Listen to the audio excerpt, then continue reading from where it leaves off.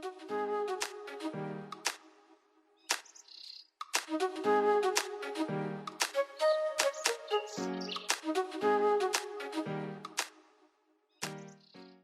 everyone, I'm Nia Brooks, and you're listening to the Layla Grace Foundation podcast.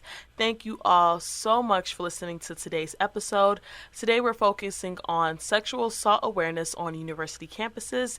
Today I have the pleasure of speaking with Aria Owens, who is Assistant Director for the Women's and Gender Studies Resource Center at a local four-year university. Hey Aria, are you there? Yes, I'm here. How are you?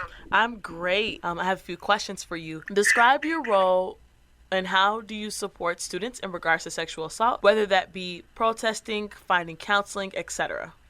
Okay, awesome. So my role is Assistant Director of Women and Gender Programs. It's pretty much what it sounds like. I work on programs related to women and gender, and I'm an administrator, so that's like a lot of the more, formal things like that. So what I like about my role is that I do have the opportunity to serve as an advocate for students. And so when it relates to sexual assault, like a lot of the things you mentioned in your example, like whether it be protesting, finding counseling, and things like that. So students will protest, and they'll make their voices heard about things, and they'll bring, concerns to the attention of administration. So definitely showing up to those protests when I can, spreading the word about that, and just offering to help them in their efforts. So, if I know they're going to be having like a list of demands or, making sure they know the policies for protesting, like, do you need a microphone? Do you have one? Is this accessible? So just like supporting their efforts with like their own activism. And also when it relates to like finding counseling and things like that, I get to serve as like a resource you can refer people generally. So like whether that's to a counselor, whether you're interested in medical attention, if you feel perhaps the spaces on campus aren't necessarily inclusive because of your gender identity or sexuality or something like that, helping students to find other resources and things like that where they will feel just more comfortable and accepted. And so another way that I can support students in regard to sexual assault is like that educational piece. And so like a lot of students, they hear sexual assault and maybe they don't know what that is, or they think like rape right away, which obviously is a part of it. But sexual assault is much more, expansive. So making sure students know what that is and understand what that is, so they can understand like things that are acceptable and things that are not acceptable. So yeah, those are some of the ways that I can offer support to students as it relates to sexual assault. And that's great that you have your role, because what students don't understand or they learn once they get to university's campus is that the student staff is there to help them. So that's amazing that you're there. What actions have students taken to fight against sexual assault on campus? Yeah, I think the protesting is a big one. Our campus is one where people are very comfortable organizing and again, speaking up, which is really great because students have a lot of power. As like an administrator and stuff, I wouldn't be there if it wasn't for them, and that's like the case of everyone who works there. So if administration or whoever is like missing something, or there's some sort of like disconnection between like student concerns and what we're doing, like it's great. I feel like that they do protest and things like that. And with the other actions that students take is really being proactive about some of these things, which is great. And what I mean by things is just like education as it relates to sexual assault. So whether it's our student government or student organizations that are aligned with women and gender, Women's Rights Alliance kind of groups and LGBTQ student orgs, they'll have programming that's about those very things I just talked about, awareness programs that are educational and talk about, consent. What does that mean? What is that? Programs that address, what would you do if your friend was assaulted? What would you say? And things like that. And so I think it's great that students have a passion and that they're passionate about educating each other, because I think that's a really big component when it comes to just sexual assault and rape culture and fighting that stigma, is students being able to have the conversations with each other. Because it's one thing, for some older person who you may see administrators as to like, tell you this is right and this is wrong, but to have like a student, like, someone who you interact with who, is respected by, or both college students having that experience together, it's much more powerful when the education is coming like, from peer to peer. And then it's also, it doesn't feel like education. It's just like, yeah, this is the culture that, that we're in, and this is how we want to shift it. So I definitely think like educational programming is a way that students have, taken action. And, the protests are obviously more reactive when they feel like there's something that needs to be brought to, university employees' attention, but they're pretty good about, doing their own programming and stuff like that, which I think is great. And they're not afraid to like have the conversation. So even if it's not a program, like, they can have these discussions with each other. So I think that's great. And I like how you mentioned education and conversations. This goes along with my next question. How can we start to erase our rape stereotypes at the workplace or on campuses? Yeah, that's great, and I agree. I guess it's speaking that a little bit. I think like that education piece is great. I can go on a tangent on that, so I'll talk about some other things, but definitely education. And I think when it comes to like when I was talking about like educating peers and each other, I think like the accountability piece is a big deal. So when we talk about like erasing stereotypes and things like that, rape culture, like generally it's not just we live in a culture of rape. Like it's not that. Like rape, which I mean that's true, but I think sometimes people forget the little things that lead up to that. So it's like the jokes you're making about touching people inappropriately, or like making light of situations that are serious. So like for students to be able to hold each other accountable when they see like this behavior, not laughing at those jokes or challenging those. And so I think like again, like just students being able to like hold each other accountable.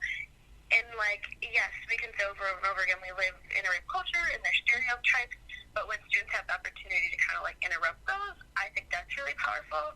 And so as far as like how we can begin to minimize those, I think, like in my role as an administrator, like just providing space for students to continue like having these conversations and like empowering them, like, yeah, like it's good to intervene, and even sharing some like intervention strategies, because it's not cool or whatever, and it can take a lot of like courage to stand up to a peer, if you want to put it as like standing up, because we know that societal pressure is a real thing, especially with college students. It's the first time a lot of them are away from home, and for a lot of them, all this freedom, and you're meeting new friends, and you want to fit in, and that doesn't really, and those pressures don't really stop just because you're an adult. And so I think empowering students to like find ways to intervene that are authentic to them, and also setting the tone of like, yeah, we're not going to accept these actions or these behaviors in our culture, because again, yes, we live in a culture where people experience rape and other forms of sexual assault, but it's because of all those little things that like add up, because it normalizes it. So whether those little things are like jokes, or seeing something that's bad, but you're like, oh, that's not my business, or that's them, I would do that, that's them. It's like, no, we all, collectively we talk about self-care, but we have to like focus on that community care as well. And part of caring for your community is that's not a them problem. It's everyone's problem. It's everyone's issue. So Yes, and I love how you mentioned the social interactions, not just the formal education, but those one-on-one conversations, whether it be at parties or in your residence halls, in the school cafeteria. That's where the impact is on our day-to-day basis. How can we start changing others' negative thoughts on how we treat women? Shifting thoughts is really hard, which is why that's such a great question. And again, when people are in college, like, they're adults, but also like that's a new transition of adulthood. Like you're an adult outside of, where you've grown up maybe as your parents, or, whatever sort of influence you have. And so I think it's exciting to work on a college campus because, at one point I feel like a lot of students coming in like, I know exactly who I am. I'm in college now. I'm grown. And it's like you're grown, but you're not grown. Like you still, I feel like when students come to college and leave, like they're a different adult, because you learn so much about yourself. and others when you're in college, both inside and outside the classroom. And so I think, like, to shift thoughts and, change thoughts and, some of those negative thoughts is we have to, like, expose students to, like, alternatives. So, if you were growing up thinking, women, belong in the kitchen, and, if I'm in a relationship with a woman, I should be able to have sex with her whenever I want. That's how it is. That's how, it is in my family, all those things.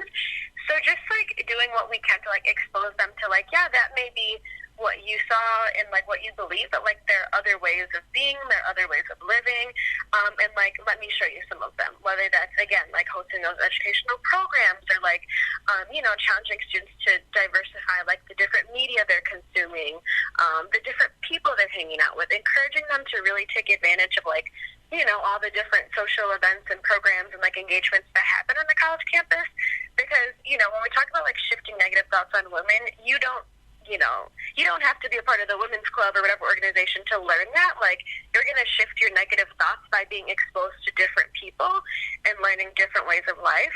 And I think another really great way to, like, eliminate, like, those negative feelings, stereotypes, whatever, towards women, is just to encourage people to, like, really do some, like, self-reflection, self-awareness type stuff. So, like, oh, you think that, women should be entitled to have sex? Why? Why do you think that? And, like, really getting to the root of why.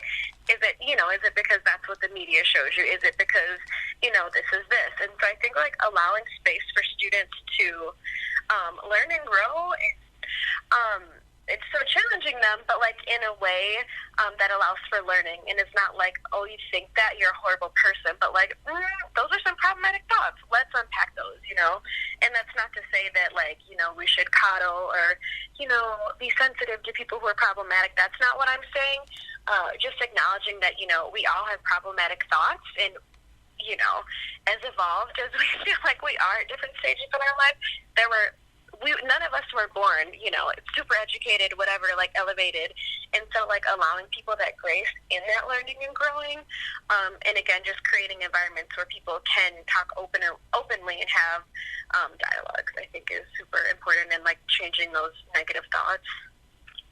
Yes, and definitely in regards to asking those questions, from myself and my experiences, asking questions helps you be less triggered when having a conversation with someone, versus just attacking them.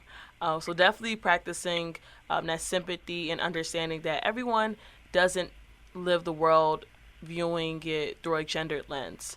So thank you for that. Well, Arya, I appreciate you so much for coming on our podcast today. Y'all can listen to the podcast on our website at LaylaGraceFoundation.com.